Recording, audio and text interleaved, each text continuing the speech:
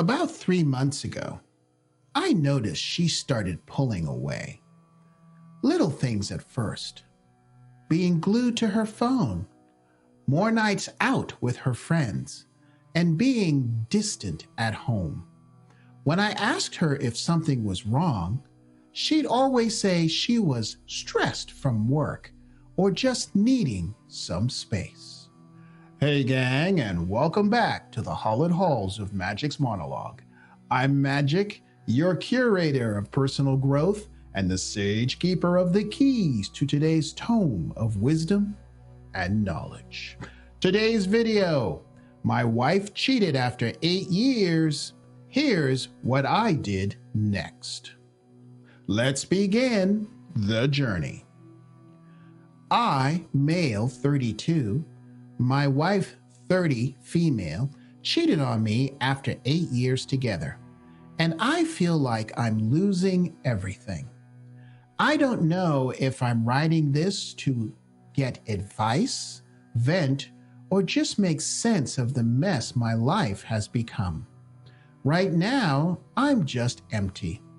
I've read stories like mine before, and I never thought I'd be living one. I'm sorry this has happened to you, my brother. However, most guys who write never thought it could happen to them. Mia and I have been together for 8 years, married for 4. We met at a mutual friend's party and hit it off immediately. Same taste in movies, love for hiking, and we just got each other. I honestly thought I'd found my person. She was my best friend, my partner in everything. About 3 months ago, I noticed she started pulling away. Little things at first, being glued to her phone, more nights out with her friends, and being distant at home. When I asked her if something was wrong, she'd always say she was stressed from work or just needed some space. Okay, so the signs were there. However, he was in denial. Not my woman. I trusted her. That's the part that hurts the most. Yes, it does hurt. And this is where I think Ronald Reagan said it best. It's still trust, but verify. It's still play, but cut the cards.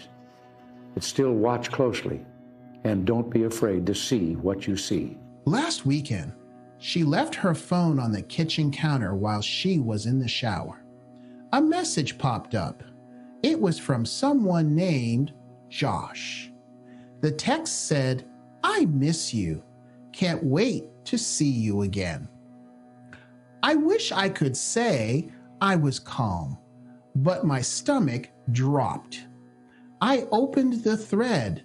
There were dozens of messages, flirty, intimate, explicit. It was all there. I could barely breathe. When she came out of the bathroom, I confronted her, slap to the back of the head. Guys, I know many of you think it's easy for me to say this.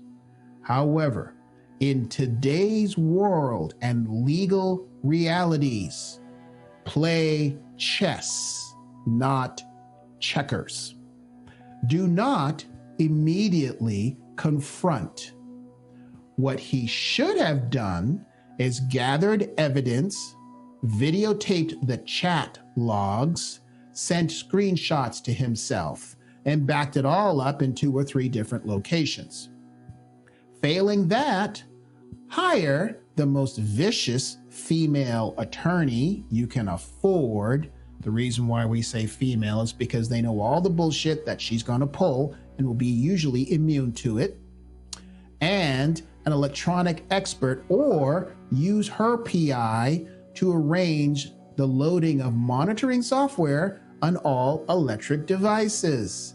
By the way, if it's a family plan in most jurisdictions and it's in your name and you're the one paying the bill, you could do that legally. The car, hidden cameras in the house as well. The point is, You want to know as much as you can before you confront her. You must record or video that conversation as well, because this is where it begins to go so wrong for so many unprepared men. This way, when she lies, and she will, you'll already know to the answers of the questions that you've asked. If she makes false claims to the police, you can prove it's false, and that at that point, if she does this, then press charges for filing a false police report and call your lawyer. Grasp this concept, guys. The moment she falsely accuses you of domestic V, that is a declaration of war. She's not your wife anymore.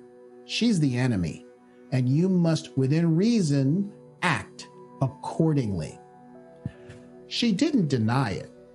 She just started crying and saying she was so sorry, that it was a mistake, that she never meant to hurt me. Right out of the Cheater's Handbook, Chapter 7. Don't buy the bullshit. She made 1,000 little decisions to end up here.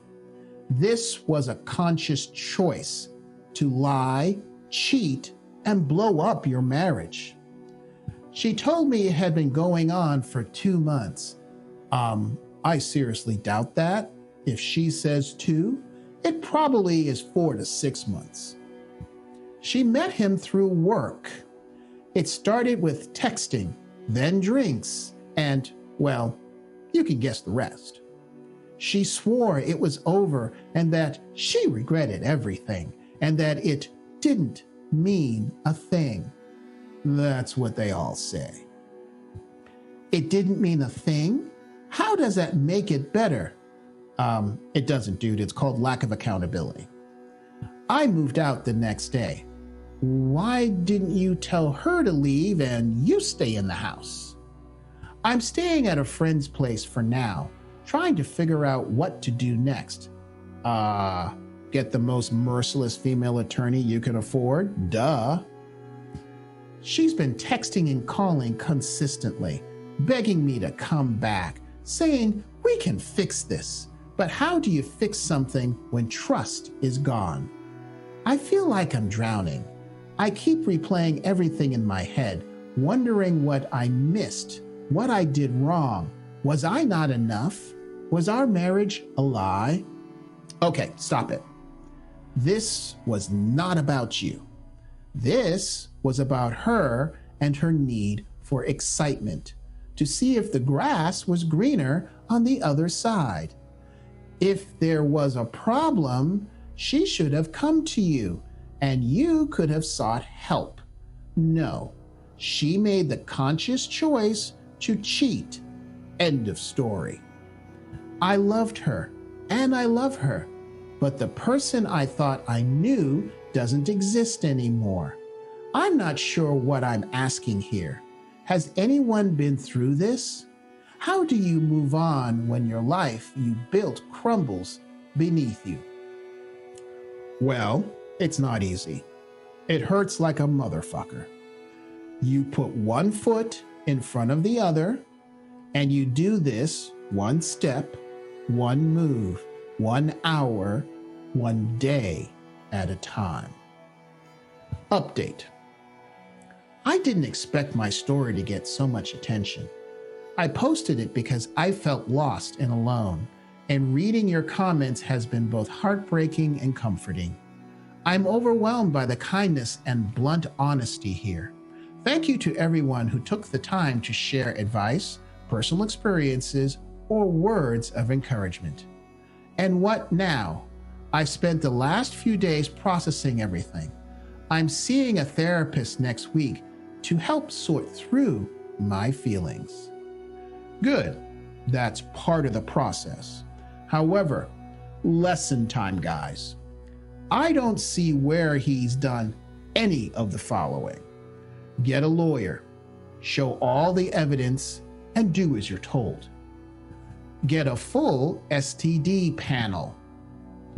cancel any shared credit cards, and freeze your credit.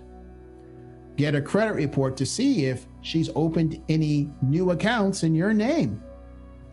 Check bank statements and credit card statements. Did she use marital assets to fund her cheating? If so, that will be bad for her. Change your passwords to everything that has a password. It doesn't matter if you think she has it or not. Change it. Open new accounts in another bank and have your pay, if you have it auto sent, there. Take only what you're entitled to from the joint account or what your lawyer tells you to. Find out if her employment has a no fraternization policy. Save this for the future. After the divorce is final, alienation of affection lawsuit naming her employer and her affair partner. Usually, employers want to settle out of court to keep this out of the public eye. Get your ass back home. There is usually no legal reason to abandon the home, and it can work against you. This is where hidden cameras are your friends, because that way, at no point can she say during this time between you file and get a divorce that you were abusive, because if she does, you have video evidence you weren't. Record all interactions and confessions. As a matter of fact, always keep a personal recorder on you at all times, because at some point you will be ambushed by her family, friends, and other near do-gooders. I've been leaning on a few close friends who have been absolute rocks for me. I won't lie, this is the hardest thing I've ever been through. There are moments when I feel okay, then the grief hits like a freight train. But reading your messages has helped me feel a little less alone. I'm going to reply to some of the top comments, even though I can't respond to everyone. Once again, thank you for your kindness and tough love. It's hard to see it now, but I know I'll come out stronger. I'll keep working on myself, and when the time is right, I'll let myself dream about happiness again.